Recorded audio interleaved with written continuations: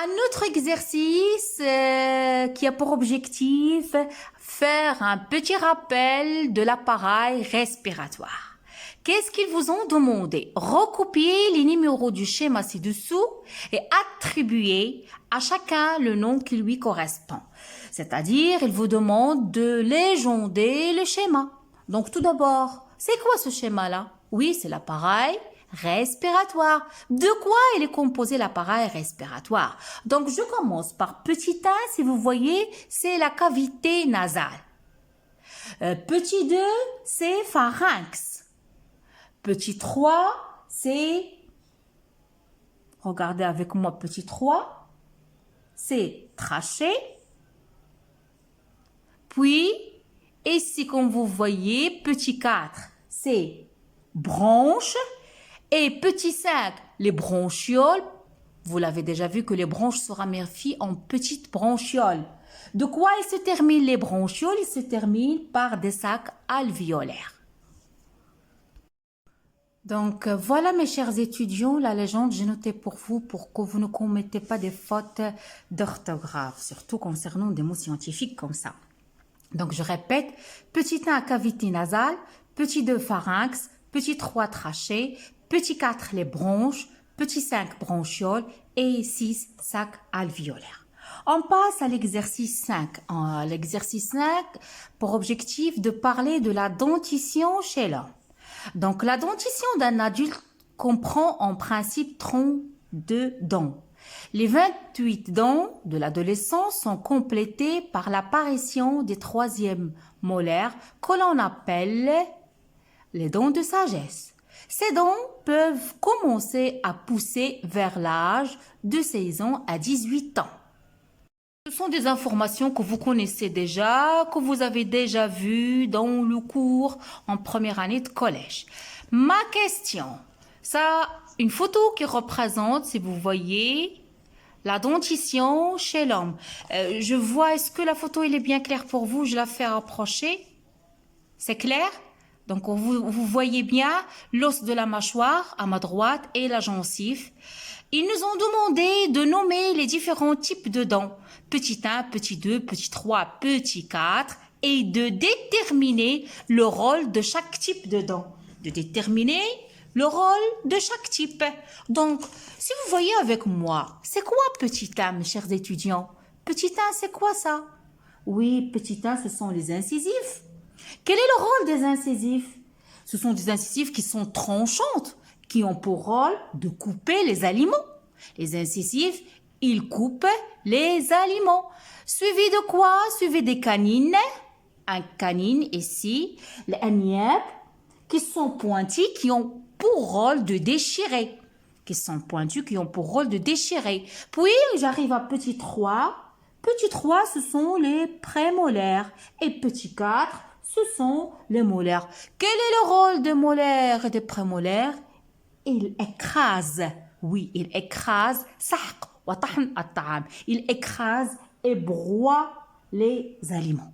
Donc ça, à ne pas oublier. Parce que les dents, elles ont un rôle très important dans la digestion. Je parle de la digestion mécanique. Al-hadm al-mécanique. On passe à notre exercice. Attendez, je règle la caméra. Composition d'un aliment. Donc, les œufs sont des aliments consommés par l'homme pour leur apport en protéines et en matières grasses. Donc, qu'est-ce qu'ils vous ont donné? Un petit peu, la caméra, oui. Oui, mes chers étudiants, un graphique. Mais s'il vous plaît, dans ma chaîne, vous allez trouver, Inch'Allah, dans les prochains jours, je vais publier une stratégie, je dirais des vidéos, des capsules qui vont vous montrer comment dessiner une courbe, comment analyser une courbe, comment dessiner un graphique, comment analyser un graphique. Ok? Donc, dans les prochains jours, Inch'Allah. Donc, qu'est-ce qu'on a? On a des graphiques. Donc, on peut dire des histogrammes. Ok? Qu'est-ce qu'ils représentent? Toujours, je dois lire le titre. Composition moyenne de 100 grammes d'œufs. composition moyenne de 100 grammes d'œufs. Ma question, les questions. Donc, je viens de donner le titre, c'est la composition moyenne de 100 grammes d'œufs. Le graphique, à partir de ce graphique qui représente la composition moyenne de 100 grammes d'œufs, ci-dessous, indiquez les différentes constituants de l'œuf. De quoi il est composé l'œuf? Donc, comme vous voyez, ce graphique-là, il nous parle de blanc d'œuf, bayad al-bayd, et ici de jaune d'œuf. Parce que vous le savez déjà. متى يتكون البيض يتكون من أبيض البيض pardon et من أصفر البيض. Le blanc d'œuf et le jaune d'œuf. Mais dedans, qu'est-ce qu'il y a? Regardez quels sont les constituants, quelles sont les composantes. Oui, il y a l'eau, il y a les sels minéraux, il y a les sucres, il y a les protéines. Donc même dans le jaune, comme vous voyez, il y a l'eau, les sels minéraux, les sucres, les lipides, à la présence des lipides et les protéines. Donc, à partir de graphiques, indiquez les différentes constituants de l'œuf. Donc, l'œuf est composé de blanc d'œuf et de jaune d'œuf. Dedans, il y a de l'eau, il y a des sels minéraux, il y a des sucres, il y a des protéines et il y a des lipides. Petit b, exprimez en une phrase le constituant autre que l'eau le plus abondant dans les œufs. Donc, comme vous voyez, si vous voyez le pourcentage là en bleu, que le constituant le plus abondant, dont le pourcentage il est très élevé, dont la quantité est très élevée, que ce soit au niveau de blanc d'œuf, que ce soit le jaune d'œuf, c'est l'eau.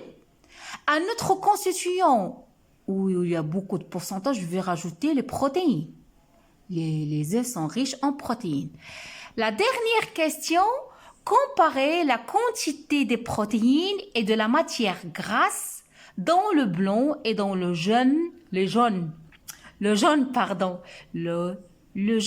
l'œuf. Vous m'excusez, le jaune de l'œuf. La quantité des protéines et de matière grasse. Donc, on va comparer. Comparaison. On commence par les protéines. Donc, le blanc d'œuf, il contient 11 grammes de protéines. Le jaune d'œuf, il contient, si vous voyez, 16,5 grammes. Donc, comme vous voyez, la quantité de protéines qui se trouve dans le jaune, elle est plus élevée par rapport à la quantité qui se trouve au niveau de blanc. Concernant les lipides, la matière grasse, qu'est-ce que c'est la matière grasse?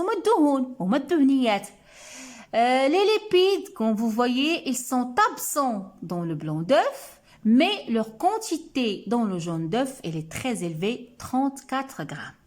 Ok? Donc, j'espère, mes chers étudiants, qu'à travers cette capsule qui est très enrichissante, dans laquelle vous allez vu quels sont les préacquis que vous avez appris pendant première année de collège et pendant les années 8e année. Donc, je vous conseille de faire de ces exercices-là, de bien se rappeler de ces notions-là, parce que ce sont des notions de base que vous allez voir cette année-là. Je vous donne rendez-vous à la prochaine capsule, Inch'Allah, pour commencer notre cours, l'appareil digestif. Please, abonnez-vous à ma chaîne. Laissez-moi des commentaires, des pouces bleus. À la prochaine.